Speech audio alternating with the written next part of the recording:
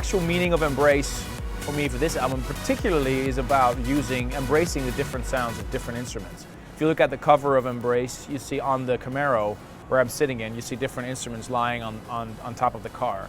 All these instruments were actually used on the album. So it's like telling people that I'm not moving away from my sound, I'm just, incorporating different elements, different cultures, if you want to call it that way. As a DJ in these times, a lot of DJs go down the easy route, which is what I've done in the past as well. You make an instrumental in your studio and you send it to a vocalist that you haven't even met, and the vocalist sends a WAV file back, dry and wet, and you just put it on top of the track and there you go. For this particular album, that didn't happen so much. I actually went into the studio with a lot of the artists, co-wrote the lyrics, guided the creative process, which is a lot more work. But I think it's much more rewarding and it's much more coherent. It makes the track better. We know you have your record label and you do manage the career as a live performer. How do you balance the two? You should always put your art in front of the music. That's what an artist is that's what being an artist is about. Put your art before the money.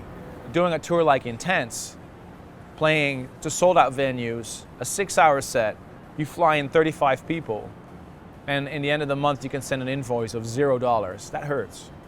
It hurts, but I understand it now. I don't want to know beforehand what I'm going to make on a gig, because that clouds your judgment. I mean, I work with a big crew of 5 people and we go over every show, very particular. So it's like, okay, we're playing this and this festival, we're playing after that and that DJ, so we have this and this intro. But the sets aren't pre-programmed. I program visuals for tracks, but I don't know beforehand what tracks I'm going to play. I've never played the same set twice. If you look at the history of my sets, I always try to change something, even if it's an hour set. Because I want to keep it interesting for I guess I'm a little bit old school like that. I'm not bashing on the DJs that have pre-programmed sets, but that's just not who I am. An interesting quote that I saw was from Pascal Rotella, who's the founder of Insomniac Entertainment, who said that his company was a non-profit for over 15 years and he should have stopped a long time ago.